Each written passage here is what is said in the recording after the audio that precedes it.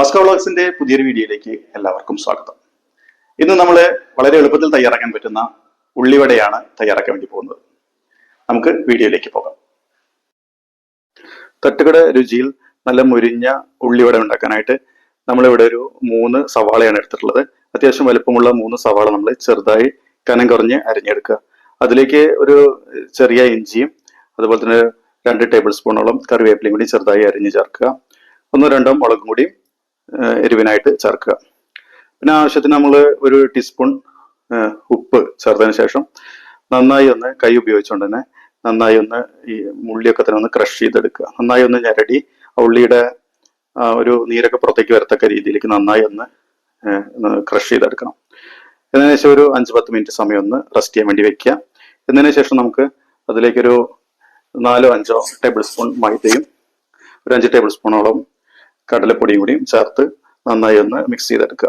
നമ്മൾ അഡീഷണൽ ആയിട്ട് വെള്ളം ഒന്നും ചേർക്കുന്നില്ല.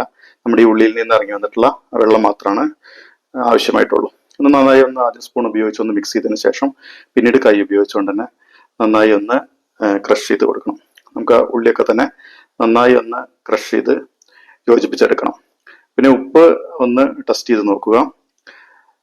എന്നതിന് ശേഷം നമ്മൾ ഒരു 5 മിനിറ്റ് സമയം ഒന്ന് നന്നായി ഒന്ന് മിക്സ് ചെയ്തതിന് ശേഷം നമുക്കത് ഉരുളകളാക്കി മാറ്റുക. നമുക്ക് ആവശ്യമുള്ള വലുപ്പത്തിലുള്ള ചെറിയ ഉരുളകളാക്കി മാറ്റിയതിന് ശേഷം നമ്മൾ കയ്യിൽ തന്നെ വെച്ചുകൊണ്ട് അത് ചെറുതായി ഒന്ന് പരത്തിയെടുത്തിട്ട് നമുക്ക് എണ്ണയിൽ വറുത്തെടുക്കാം. വറുത്തെടുക്കുന്ന സമയത്ത് നമ്മളൊരു ലോ ടു മീഡിയം ഫ്ലെയിമിൽ ആണ് നമ്മൾ വറുത്തെടുക്കേണ്ടത്.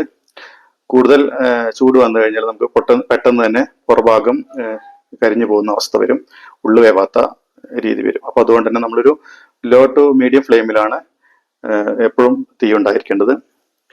ഏകദേശം ഇടയ്ക്കിടയ്ക്കൊന്ന് തിരിച്ചു മറിച്ചും ഇട്ട് കൊടുത്തുകൊണ്ട് ഏകദേശം ഒരു ഗോൾഡൻ ബ്രൗൺ നിറം വരുന്നവരെ നമ്മളൊന്ന് വേവിച്ചെടുക്കുക. നമുക്ക് നന്നായി ഒന്ന് മുരിഞ്ഞ് കിട്ടി കഴിഞ്ഞു കഴിഞ്ഞാൽ നമ്മുടെ സ്വാദിഷ്ടമായിട്ടുള്ള ഉള്ളിവട റെഡിയായി. നമുക്ക് ഏതൊരാൾക്കും വളരെ ഈസി ആയി തന്നെ തയ്യാറാക്കാൻ പറ്റുന്ന ഈസി ഉള്ളിവട റെസിപ്പി എല്ലാവരും ഒന്ന് വീട്ടിൽ ട്രൈ ചെയ്ത് നോക്കുക. അതുപോലെ തന്നെ നമ്മളെ ചാനലിലെ ആദ്യമായാണ് കാണുന്നതെങ്കിൽ ഒന്ന് സബ്സ്ക്രൈബ് ചെയ്ത് സപ്പോർട്ട് ചെയ്യണം. അതുപോലെ തന്നെ നിങ്ങളുടെ അഭിപ്രായങ്ങളും നിർദ്ദേശങ്ങളൊക്കെ തന്നെ കമന്റായി രേഖപ്പെടുത്തുക. Thank you for watching Vasco Vlogs.